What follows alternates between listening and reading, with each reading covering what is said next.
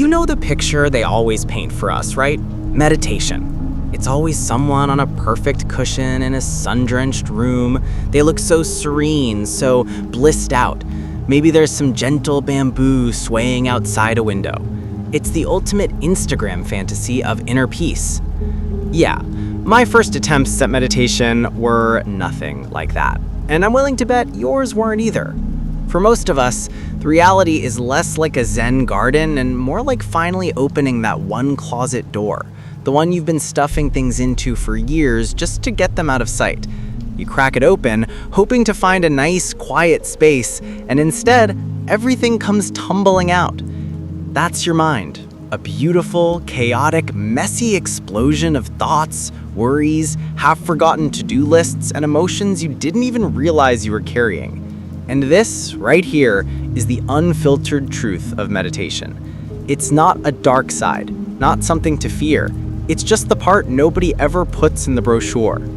The thing is, meditation doesn't create the chaos. It just finally turns on the lights so you can see the mess that was already there. I love this one analogy. Your mind is like a snow globe. For most of your life, it's been sitting on a shelf, undisturbed. All the glitter, the old heartaches, the daily stress, the quiet anxieties has settled at the bottom. From the outside, the water looks clear, stable, calm. Meditation is the first time someone picks up that snow globe and gives it a good, honest shake. Suddenly, it's a swirling blizzard in there. But the storm isn't new. You're just finally seeing what you've been carrying around this whole time. And when we start shaking that globe, we all seem to go through the same weird stages. First, there's the brain confetti. You sit, you close your eyes, you try to focus on your breath, and bam, your brain starts firing off random thoughts like a machine gun. Did I lock the car? I can't believe I said that yesterday. What's for dinner? Oh God, remember that cringy thing I did in 2012? This isn't a sign that meditation is making you more distracted. It's the moment you finally notice how distracted you are all the time. Then comes the one that really throws people, the emotional flash flood. You're just sitting there, breathing in, breathing out, feeling pretty neutral, and then out of nowhere, a rogue wave of anger hits you, or a profound sadness that makes your chest physically ache. You think, where did that come from? I was fine a minute ago. Am I gone crazy? No, you're just cleaning house. You can't deep clean a room without kicking up some dust. For years, we learned to stuff our emotions down because it's inconvenient to feel them. Meditation finally gives them a safe space to surface and pass through. It's not just about calm, it's about clearing. And then there's my personal favorite, the ego and a yoga pose. This is that moment, maybe a week in or a month in, when you have a really good session. Your mind is quiet, you feel peaceful, and a little voice whispers, "Wow, I am getting so good at this. I'm so spiritual." That's just the ego, finding a new costume to wear. It loves meditation because it gets to add becoming enlightened to its list of achievements. When you notice that voice, the best thing you can do is just smile at it.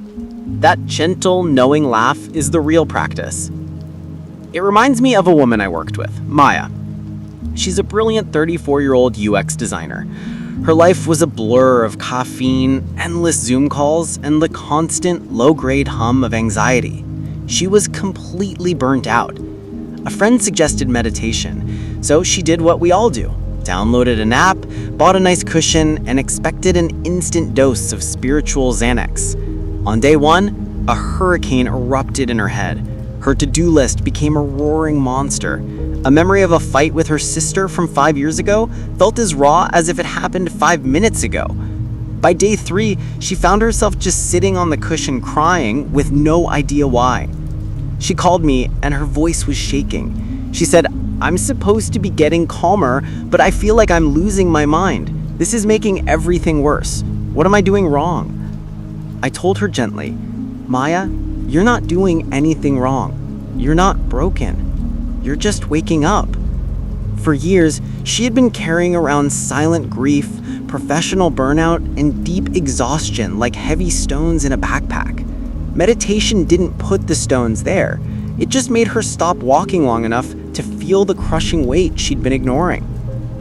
She kept sitting, The tears weren't a sign of failure, they were a release.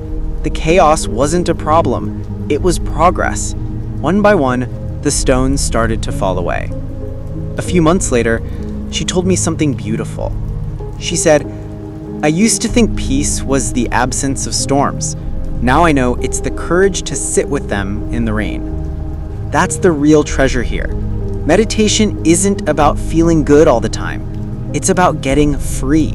And freedom often requires walking through some uncomfortable rooms in your own house. The Buddha never promised the path was easy.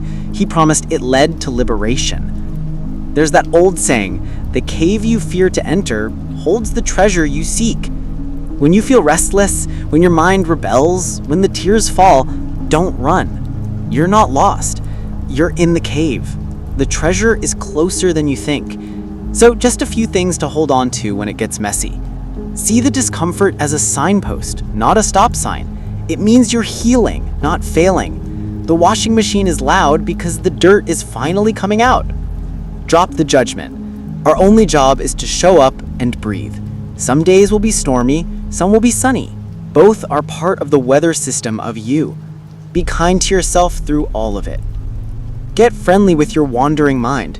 When your attention drifts for the 100th time, just give it a gentle internal smile. Say, there you are again, and kindly guide it back to your breath. Treat it like a puppy you're training, not an enemy you're fighting. The next time your meditation feels chaotic or uncomfortable, take a deep breath, and maybe even let a small smile form on your lips.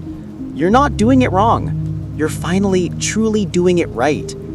Peace isn't found by avoiding the storm. It's discovered right in the heart of it. Now, this is a shared path. We've all been there. I'm genuinely curious. What's one unexpected storm you've weathered in your own practice? Share it. Your story might just be the permission slip someone else needs to keep going today.